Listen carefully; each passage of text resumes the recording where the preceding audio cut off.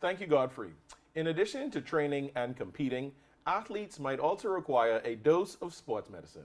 Our next guest, Dr. Kent Bazard, he's a sports medicine physician, sports performance trainer, and sports nutrition specialist with Oak Tree Medical Center, and he is here to talk about the benefits. Good morning and welcome to Bahamas at Sunrise. Good morning. Thank you for having me. Pleasure to be here. Thank you for being here. I feel fitter with just you being in the room, man. Hey, man, I need to come and get a session because in the past 5 minutes I feel, That means I'm doing my job. Great. So tell us, what is sports medicine and when do people typically need your services? Right. So sports medicine is a relatively new specialty in the field of medicine. It's roughly less than 40 years old. Even though doctors that worked on athletes, that's been going on since the first Olympics. But it's a sports medicine physician is a medical physician that has post-medicine or postgraduate training in the field of clinical sports medicine. And the need came about because it was found that we needed specialty care for athletes, and also we needed some non-surgical options for persons with musculoskeletal injuries. So the need for a physician that can manage those things from a medical point of view came about, and so there you have clinical sports medicine.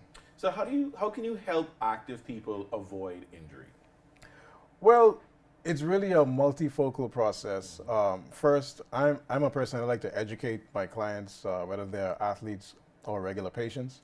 So I like to make sure that they understand the mechanisms of injury, just a little bit of physics and biomechanics, and I like to teach my clients these things, much to their chagrin sometimes. But the more you understand, the more you're able to manage yourself and the more you're able to prevent it. So I teach them about the mechanics and how it occurs.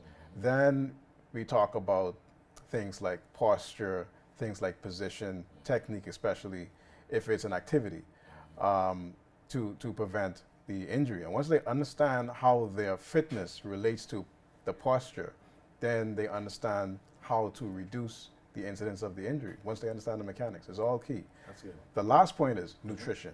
You absolutely have to have a good nutrition base so that, one, your body can recover quickly, because many injuries are not acute. Sometimes an injury may start from days out, but you don't realize it because your body's not recovering properly. And then when the injury manifests on a particular day, sometimes during a competition, it's unfortunate. So you want your body to be able to recover. So nutrition is a big part of that.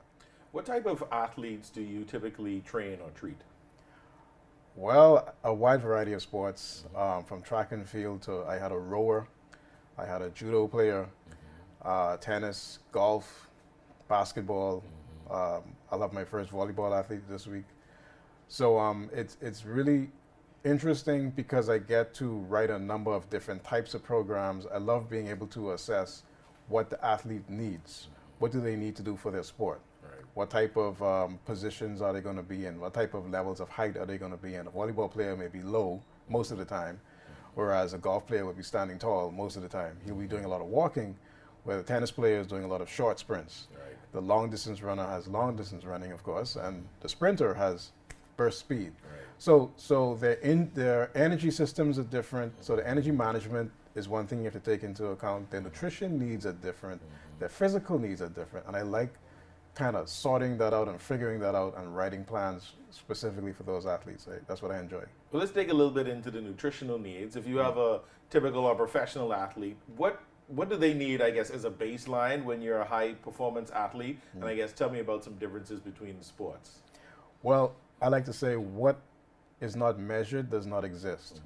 So if you're not measuring what you eat or how much of what you eat, it doesn't exist. You don't know. Right. So you can say, I'm eating enough, but you don't really know unless you're measuring it. So I like to get to my athletes that, and my other like weight loss clients, medical clients, you don't have to necessarily have a scale, but I use the hand system for proteins, fats, and carbs. Okay. So we use a hand measurement system, Right. and that way you're able to track how many. So I will say, okay, for this meal in the morning, you need this much of this, this much of that, this much of that, and that's easy to remember, right?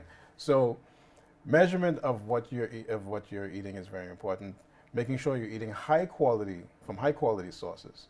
Chicken from one place is not the same as chicken from another place. Right. And we all love our chicken as Bahamians, but lean meat is best, and lean chicken parts and high quality parts are best. Expensive, and the parents get on me, but I get on them. If you want your kid to do their absolute best, they have to eat high quality food.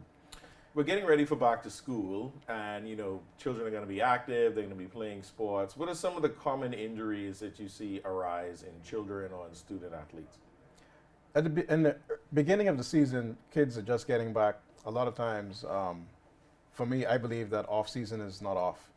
So I try to drag my athletes into the gym in the off season to do some work. You must continue some work and also address concerns from the previous season. However, most athletes don't do that. Right. They spend the summer on TikTok and maybe the beach and doing whatever else. So eating bad food and doing a whole bunch of other stuff. So when they come back now into a heavy training regimen, a lot of times they end up with acute injuries like ankle sprains and knee injuries and feeling very exhausted, not being able to manage their time, stressed out.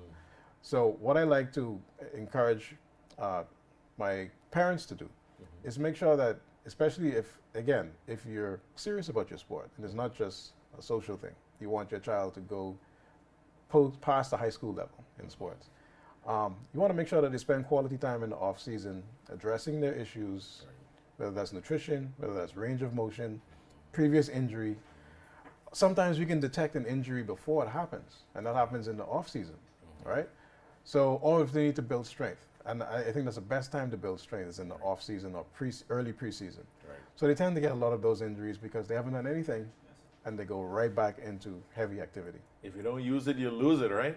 Yeah, pretty much. So for those who aren't athletes, there are some minor injuries that we might pick up along the way that we say, oh, it's just going to go away. I don't need to get this treated. True. Tell us about some of those minor injuries and why it's important to treat those. Very common in our society is lower back pain. Okay. And it's mainly because of posture. Both you and I are sitting up straight, but we went through high school sitting like this. So we tend to suffer the results of that. And also the obesity, we can almost call it an endemic. But our obesity problem kind of contributes to our back pain. Having a lot of weight in the front pulls on those ligaments and causes a lot of lower back pain. So we see a lot of lower back pain in our Bahamian society. We see a lot of shoulder injuries, wear and tear. And sometimes these are not even active people. Sometimes it's just wear and tear. And the next big one is knee problems, whether it's full-blown osteoarthritis or it's just wear and tear on those small cushions in the knee. Yeah. Because we do, if you're doing a lot of walking or standing on our job, especially police officers and Royal Bahamas Royal Defense Force officers who are standing up a lot. It's not just going to go away, right? They don't just go away. And part of my management is the non-surgical aspect. So we want to see if we can correct these issues without surgery as much as possible. I work hand in hand with a lot of the other therapists, such as physiotherapists, chiros, or massage therapists, and even the orthopedic surgeon.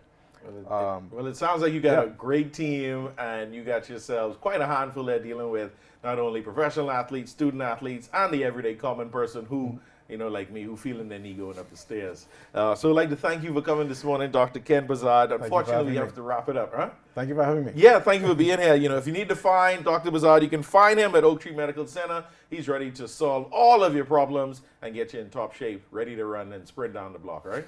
Okay. We get racing the road after this. Thanks for being here this morning. Appreciate you. Thank you. You're watching Mamas at Sunrise. We'll be right back.